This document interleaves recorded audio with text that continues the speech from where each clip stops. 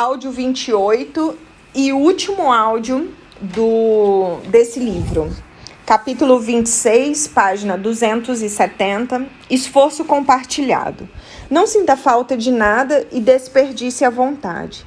Nós, no mundo desenvolvido, queremos nos esforçarmos para sobreviver. Nós não queremos nos esforçarmos para sobreviver. Temos mais do que o suficiente de tudo que precisamos. Na verdade, temos tanto que podemos nos dar o luxo de desperdiçar.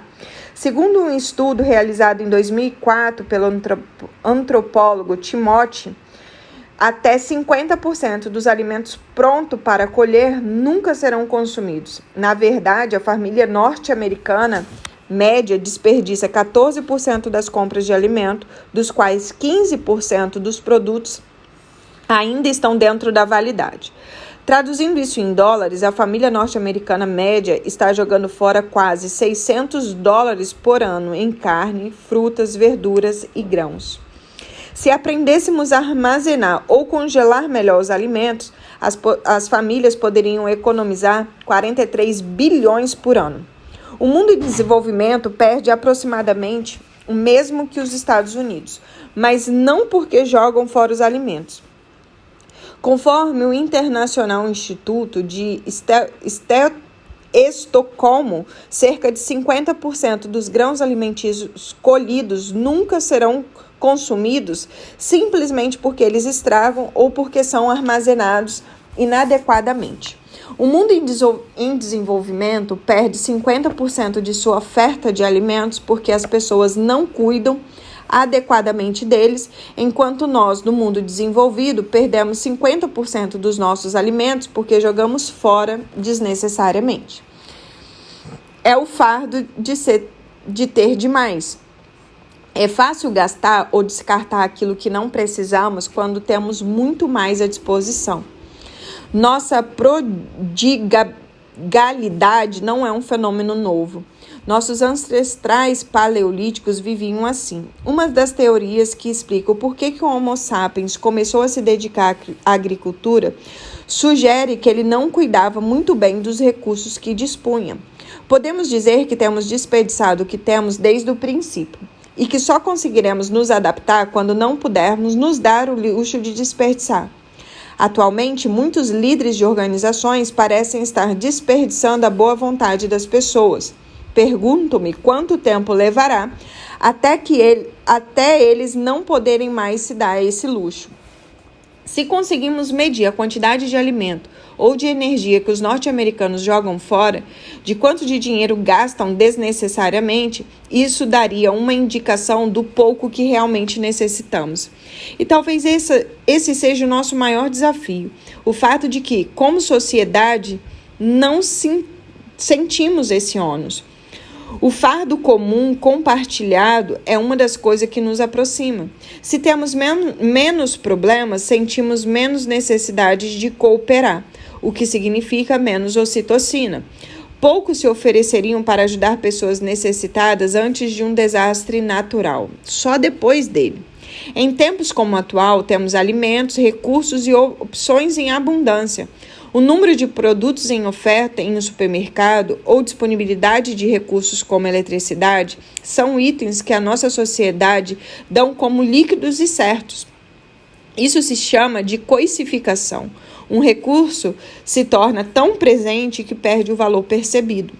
Antigamente, os computadores eram ferramentas espetaculares, especiais. Empresas como a Dell construíram grandes negócios em função do valor notável dessas máquinas. No entanto, com o aumento da oferta e a queda dos preços, os produtos se coisificou. Com isso, diminuiu nosso reconhecimento quanto à importância dessas ferramentas em nossas vidas. A abundância destrói o valor. A abundância destrói o valor. Não valorizamos as coisas que vêm facilmente. Quando nos esforçamos para adquiri-las ou são difíceis de obter, seu valor é maior. Seja um diamante enterrado no subsolo, o sucesso de uma carreira ou um relacionamento, é o esforço que fazemos para conseguir o resultado almejado que confere valor a essa meta. Não é o trabalho que nos lembramos com carinho, mas da camaradagem, da maneira como o grupo se reúne para resolver alguma coisa. Nosso melhor dia no trabalho. Quando nos dizem, descreva um dos melhores dias no trabalho, vão falar do dia que tudo saiu como deveria, em que um grande projeto que estávamos trabalhando ficou pronto dentro do prazo e do orçamento. Se levarmos em conta o fato de que nos esforçamos muito para fazer tudo dar certo, esse exemplo deveria contar como um dia muito bom no trabalho. Porém, os dias em que tudo sai bem e conforme o planejado não são aqueles de que lembramos com muita satisfação. A maioria das pessoas desenvolve mais carinho pelos projetos em que tudo pareceu dar errado. Lembramos-nos do dia em que o pessoal ficou trabalhando até 3 da manhã, comeu uma pizza fria e por pouco tempo não cumpriu o prazo. São essas experiências que nos lembramos como os melhores dias de trabalho, não pelo esforço em si, mas porque o esforço foi compartilhado. Não é do trabalho que nos lembramos com carinho, mas da camaradagem, da maneira como o grupo se reuniu e fez o que precisava. A razão, mais uma vez, é natural. No esforço de fazer com que todos se ajudem mutuamente em uma dificuldade, nossos corpos liberam ocitocina. Em outras palavras, quando compartilhamos o obstáculo, aproximamos-nos biologicamente. Você deve estar ficando cansado de me ver repetir isso, mas nossos corpos estão tentando nos incentivar a repetir determinado comportamento em nosso melhor interesse, em um momento difícil, que a melhor maneira de proteger a tribo, a organização ou a espécie do que nos sentimos bem por nos ajudar os demais. Nossos melhores dias de trabalho foram aqueles em que nos ajudamos a enfrentar ou superar uma dificuldade.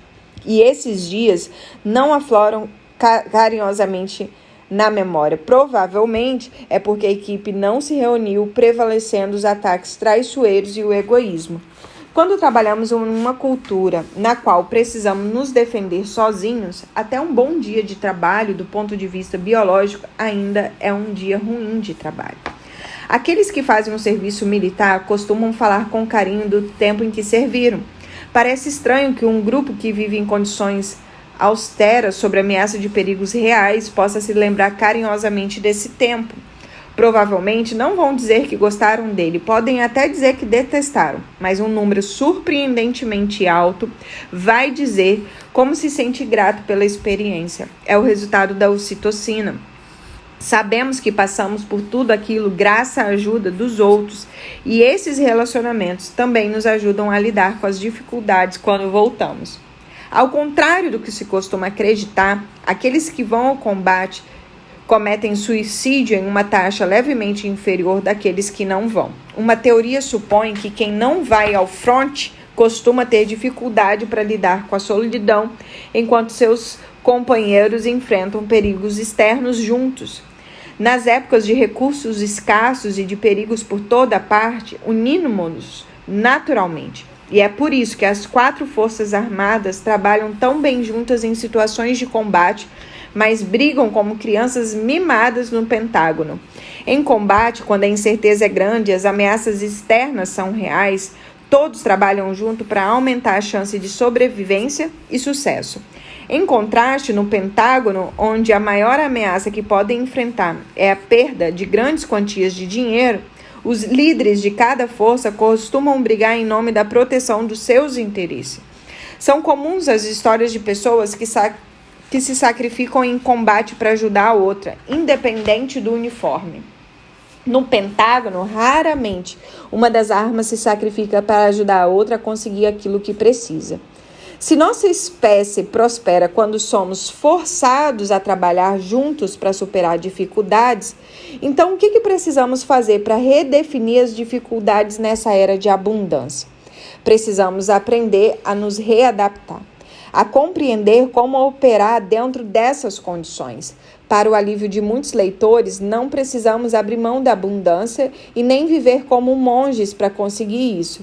O desafio é que nossas visões de futuro estão condicionadas aos nossos meios.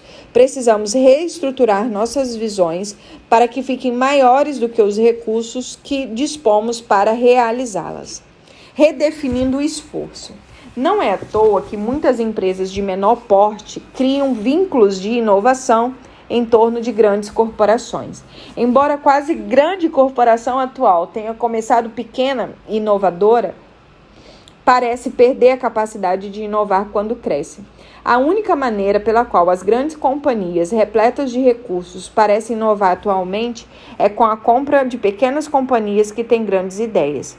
Será que nenhum dos líderes das grandes corporações parou para se perguntar por que companhias menores e com menos recursos, com poucos funcionários, se esforçam juntos? São as que representam as últimas inovações? Tamanho e recursos não são necessariamente uma vantagem. Compartilhar esforços com recursos limitados e trabalhar com pessoas dispostas a construir algo a partir do nada é uma boa fórmula para uma pequena empresa. Mas é extremamente difícil recriar essas condições em organizações nos quais todos já sofreram juntos e foram bem-sucedidos. É por isso que consideramos que a Apple uma companhia fascinante. Ela repetiu seu sucesso várias vezes, desde o Apple I, Apple II, passando depois para o iMac, iPod, iTunes e iPhone. Em vez de procurar simplesmente novas maneiras de vender velhos produtos, que em grande parte é o que faz a maioria das companhias de sucesso, inventaram novos produtos e passaram a concorrer em novos setores do mercado. Sabemos que nossa espécie não foi feita para a abundância e que nossos sistemas internos podem entrar num curto-circuito quando estamos próximos a ela. Sabemos que na empresa corremos mais riscos de sucumbir às qualidades viciantes e movidas à dopamina das estruturas de incentivos de curto prazo se as substâncias químicas que influenciam nosso comportamento estiverem desbalanceadas. Também sabemos que não vamos conseguir nos unir enquanto a ocitocina e serotonina não puderem fluir com mais facilidade. Se os líderes de organizações de sucesso quiserem inovar ou conquistar a lealdade e o amor do seu pessoal, devem reestruturar as dificuldades enfrentadas em suas companhias, não em termos absolutos, mas em termos relativos ao seu sucesso. Em outras palavras, os perigos e as oportunidades existentes fora do círculo de segurança devem ser exageradas para atender o tamanho da própria organização. Eu explico. Uma empresa pequena tem dificuldade porque não dispõe de recursos que garantem sua sobrevivência, e isso torna uma preocupação real. A maneira como as pessoas se unem para descobrir como resolver os problemas é que costuma significar a diferença entre sucesso e fracasso. Tentar resolver o problema por meios menos louváveis é insustentável e menos eficiente. As empresas maiores, já consagradas por sua vez, não temem por sua existência porque estão repletas de recursos. A sobrevivência não é um fator motivador, mas o crescimento sim. Mas já sabemos que o crescimento é um destino abstrato, inespecífico, que não motiva o espírito humano. O que motiva o espírito humano é ver o líder de nossa organização nos dando razão para crescer. Cumprir a meta do trimestre ou do ano não nos convence muito, não representa um esforço tão grande. Não que seja fácil, pode ser e pode não ser, mas a companhia tem recursos disponíveis para cumprir tais metas ou aproximar-se delas. Para nos sentirmos realmente inspirados, precisamos de um desafio que supere os recursos disponíveis. Precisamos de uma visão de mundo que não existe, uma razão para ir trabalhar, não apenas uma grande meta para cumprir. É isso que fazem os líderes das grandes organizações. Eles emolduram o desafio em termos tão assustadores que ninguém sabe de início o que fazer ou como resolver o problema. Bill Gates lançou uma meta para a Microsoft. Queria que todas as mesas de trabalho tivessem um PC. O que aconteceu com essa visão? Apesar da Microsoft ter conseguido realizá-la na maior parte do mundo desenvolvido, essa meta ainda está muito longe de se realizar. Como uma pequena empresa, se a grande organização conseguir focalizar seu desejo relativamente à capacidade existente, as pessoas vão solucioná-lo. É assim que surge a inovação. Infelizmente, em grande parte, devido à má liderança de Steve Ballmer, a tendência a colocar dinheiro para resolver problemas e a sacrificar pessoas quando necessário, os líderes da Microsoft sabotaram as condições necessárias para motivar a inovação. Steve Jobs se dispôs, em suas palavras, a deixar uma marca no universo. Em termos mais práticos, ele acreditava que a única maneira de capturar o valor pleno da tecnologia é adaptar a tecnologia para que se ajuste à maneira como vivemos a vida, em vez de exigir que adaptemos as nossas vidas que se ajustem ao funcionamento da tecnologia. Isso explica por que interfaces intuitivas e simplicidade foram essenciais para ajudá-los nessa visão. Se os líderes das organizações derem a seu pessoal algo em que acreditar, se oferecerem à equipe um desafio que supera os seus recursos, mas não o seu intelecto, as pessoas farão o possível para resolver o problema. E nesse processo, não só inventam e fazem coisas para a companhia deslanchar, como podem acabar mudando um setor inteiro ou um mundo durante o progresso, tal como a visão anterior da Microsoft. Mas se os recursos são muito maiores do que os problemas à nossa frente, a abundância trabalha contra nós. Embora possa ser preciso dar pequenos passos para completar um grande salto, é a visão do grande salto e não o ato dos pequenos passos que nos inspiram. E só depois de nos comprometermos com essa visão é que conseguiremos olhar para as nossas vidas novamente e dizer que o trabalho que realizamos faz diferença. O valor do propósito. O experimento sobre autoridade e obediência realizado por Stanley Milgram na década de 1960 mostrou que aqueles que acreditavam em uma autoridade superior tinham muito menos propensão a seguir ordens que parecia prejudicar terceiro do que aqueles que não acreditavam. Em uma variação do experimento, os voluntários que não viam o cientista como uma autoridade suprema é que se recusaram a ir até o fim. Foi uma adesão a um propósito superior que lhes deu forças para não seguirem ordens cegamente. No caso das empresas, nem nossos chefes, nem nossos clientes são autoridades supremas sobre nós. E no caso de companhias com ações na bolsa, não são os acionistas nem os analistas de Wall Street. E acredite se quiser, em última análise, a pequena empresa também não responde a seus investidores. Todas essas autoridades são os cientistas de Milgram com um jaleco branco. Autoridades na situação, talvez, mas não autoridades supremas sobre as nossas decisões. Assim como o estudo de Milgram nos faria prever, esses líderes e empresas com forte tendência ao questionamento, com forte senso de propósito e coragem suficiente para suportar a pressão de Wall Street ou de acionista abstrato, são os que saem melhor no longo prazo.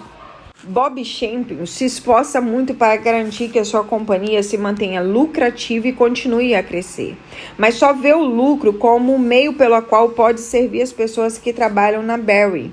Em sua mente, o lucro é um combustível e não um destino. Champion responde a uma autoridade superior e sente a responsabilidade pelo cuidado dos filhos e filhas que cuidam da sua companhia. Champion tem coragem de ignorar aqueles que exigiam que ele tomasse decisões de curto prazo simplesmente para atingir metas numéricas. Nós, seres humanos, não sobrevivemos há 50 mil anos porque somos motivados a servir a nós mesmos, mas porque somos inspirados a servir os outros. James da Senegal, da Coticos,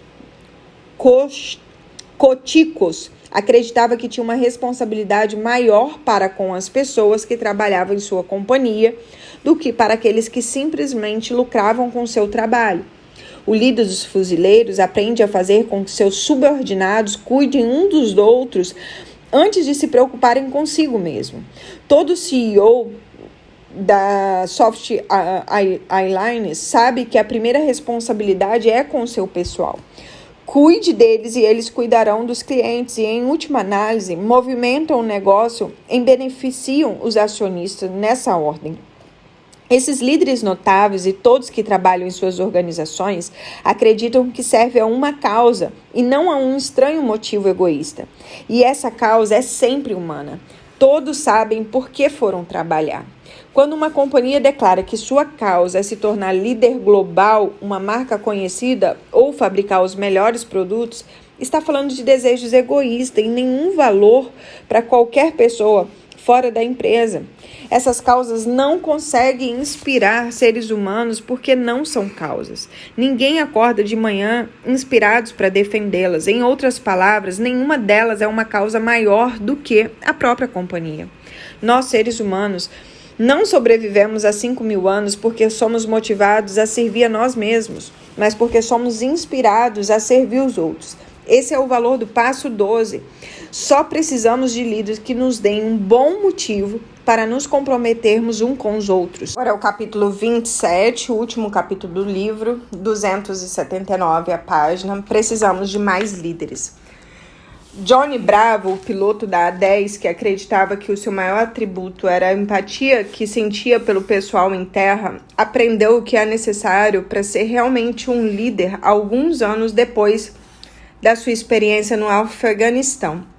Foi depois que ele pousou seu avião após uma missão de treinamento no deserto de Nevada. O chefe da equipe de apoio, o tripulante designado para cuidar da sua aeronave, foi saudá-lo e ajudá-lo a sair do jato. Nesse dia, o chefe da equipe estava distraído e John Bravo o repreendeu. Ele espera que as pessoas à sua volta se comportem da melhor maneira possível para que possam dar o melhor de si e apoiar quem estiver em terra. O chefe da equipe pediu desculpa. Estava cansado porque não conseguia dormir o suficiente. Estava cursando a escola noturna e ele e a esposa tinham um filho recente que volta e meia os mantinham acordados. E foi nesse momento que Johnny Bravo percebeu que a empatia não é um sentimento em relação às pessoas sem nome e sem rosto, dos quais procuramos servir. Empatia é algo que oferecemos a nossos clientes ou funcionários das 9 às 5. Empatia, como explica Johnny Bravo, um serviço prestado segundo a segundo, minuto a minuto, a todos, se quisermos nos considerar líderes. A liderança não é a licença de fazer menos, é a responsabilidade de fazer mais. Esse é o problema. Liderar dá trabalho, consome tempo e energia. Os efeitos nem sempre são medidos e nem sempre são imediatos. A liderança é um compromisso com os seres humanos. Pessoas como eu gostavam de escrever sobre esse tipo de polêmica na esperança de influenciar alguma mudança em nome de um bem maior, que inclui o bem de nossos interesses comerciais. E embora muitos de vocês que leem esses livros e artigos possam até concordar com elas, os líderes das organizações não estão apropriadamente chamando as mudanças no status quo. Os dados provam que quando lideramos nossas organizações, como Charlie, Bob, James, o capitão David, os deputados Robert e Stephanie, os benefícios tangíveis mensurados são, na verdade, maiores do que a norma. Mas as teorias abraçadas por pessoas como Milton e defendidas por executivos como Jack ainda são o evangelho. Hoje, muitos líderes preferem a abordagem do Jake para administrar um negócio a teoria do Sinegal, sobre liderar pessoas simplesmente porque a primeira é mais empolgante. O estilo de Sinegal não parece uma montanha-russa, mas é estável e leva a companhia ao sucesso de uma forma mais segura. Em contraste, o estilo de Welch se pareceu mais com o jogo, altos e baixos, ganhos e perdas, emocionante e excitante. Luzes brilhantes, alta intensidade, Vegas. Se você tem dinheiro suficiente para continuar a jogar na baixa, pode até ganhar um grande prêmio. Mas se você puder jogar por muito tempo, se não tiver certeza de que sabe cronometrar sua saída na hora certa ou se está procurando algo sustentável e estável, provavelmente vai preferir investir numa companhia com um forte círculo de segurança. É bom e normal que haja companhias do tipo montanhas russas na economia, mas quando um grande número de líderes coloca a emoção da dopamina acima do trabalho árduo, dos cuidados do seu pessoal, a economia fica desequilibrada. Em todos os aspectos, ser um líder é como ser um pai ou uma mãe. É o compromisso com o bem-estar daqueles que estão sob os nossos cuidados e a disposição de fazer sacrifícios em nome de seus interesses para que possam carregar a bandeira muito depois que formos embora. Isaac Newton, físico inglês do século XVII, apresentou com sua segunda lei de movimento a fórmula: a força é igual à massa vezes a aceleração. Quando queremos mover uma massa muito grande, precisamos aplicar mais força. Se quisermos mudar a orientação de uma grande empresa ou resolver um grande problema, precisamos aplicar uma força maior. Geralmente é isso que fazemos: um grande reposicionamento ou uma grande reorganização. O problema com a aplicação de grandes forças a qualquer coisa, porém, é isso que nos abala. Tememos fazer mais mal do que bem. Prejudicamos o círculo da segurança. Porém, há outra variável que geralmente é desprezada: o A da aceleração. Quem disse que a mudança precisa ser súbita ou instantânea? Bob, Charlie, o Capitão David e outros não apareceram de repente com novas teorias e começaram a desmontar suas organizações. Fizeram ajuste, aplicaram pequenas mudanças, fizeram experiência, algumas funcionaram, outras não. E com o tempo, o ímpeto foi se acumulando, as mudanças somaram e as organizações e as pessoas dentro delas se transformaram. A liderança, a verdadeira liderança, não é um bastião daqueles que estão sentados no topo. É responsabilidade de qualquer um que pertença ao grupo. Embora as pessoas inseridas na hierarquia formal possam ter autoridade para trabalhar em uma escala mais ampla, cada um de nós é responsável por manter esse círculo de segurança. Precisamos começar a fazer hoje pequenas coisas para o bem dos outros, um dia de cada vez. Sejamos todos líderes que gostaríamos de ter tido. Se esse livro te inspirou, passe ele para alguém que você deseja inspirar.